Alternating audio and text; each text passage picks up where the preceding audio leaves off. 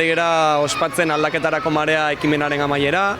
Duela aste batzuk aurkeztu genuen Pasaian, eta ekimenaren helburua zen, nolabait, kontzientziak piztea, gaur egun daukagun larrialdi klimatiko eta betez ere itsas hondakin eta hondakin plastikoekin dugun arazoaren inguruan. Izan ditugu 40 ekitaldi inguru Pasaian, ekimen inguru, eta ekimen horiek izan dira askotarikoak, aztertu ditugu kostaldeak, aztertu ditugu ibaiak, egin ditugu hondakin bilketak, egin dugu hondakinen arrantza bai Urgainazalan eta bai Urrazpian, ezagutu ditugu Aztiko zentro teknologikoko laborategiak, eta beste ekimen pila bat, eragile pila batekin egin dugu lan, herriko merkatariekin, kirolariekin, Materontzieko museo aktiboarekin, eta egia esan izan da gozada bat aurtengoa. Helburua izan du herri osoaren kontzientzia piztea eta batez ere ekimenean geroz eta babes gehiago batzea. Joan den urtean hasi ginen xume-xume, bai Mater eta Buzeo Donostirekin, eta aurten lortu dugu 11 eragile gurekin batera biltzea, elkarlanean aritzea, eta esan bezala, gaur hemen festan egia da, aur mordoa etorri dela, prestatu dugun instrumentu birziklatuen tailerrera, baina helburua ez da bakarrik aurren kontzientzia piztea, nahiz eta garrantzitsua den, etorkizuneko helduak beraiek izango dira, baizik eta da herri osoaren eta komunitate osoaren kontzientzia piztea eta arazoaz jabetza eta batez ere arazoari aurre egitea.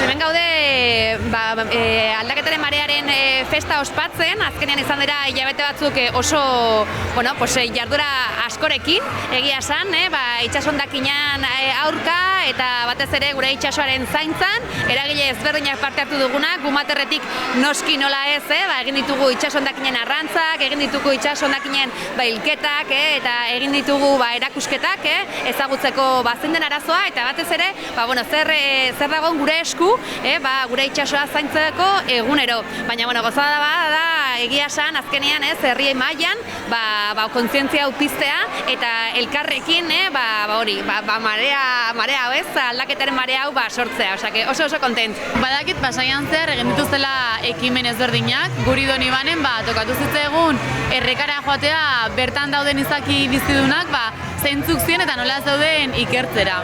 Jetxe ginen Katiuskekin errekara, hondarra jaso genuen eta bertan gero analizatu genuen ze bizidun mota zeuden eta bizidun mota horiek erakusten dituzten gauzak. Hanka gehiago bazezkaten seinale hobeagoa zen, ura garbia zegoen edo ez. Eta horrela ikusi genuen ze bizidun mota zeuden gure erreketan ez, eta ze garrantzitsu den hauek garbi mantentzea, bizidun hauek ere ondo jarraitzen.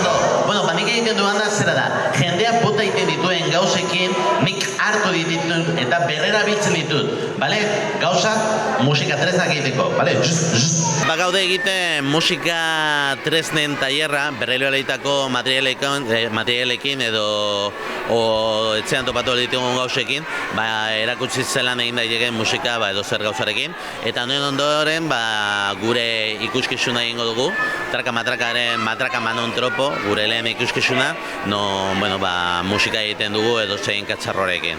Eskailera batekin, atxur batekin, etarik. Matrakatik saiatu egiten garena zera da, musika hurbildu, modu hurbil baten, barregarri baten, gero ere mundua zaindu beharreko kontzientzia hori gure neurrian zabaltzen, eta nola ez sormena lantzen.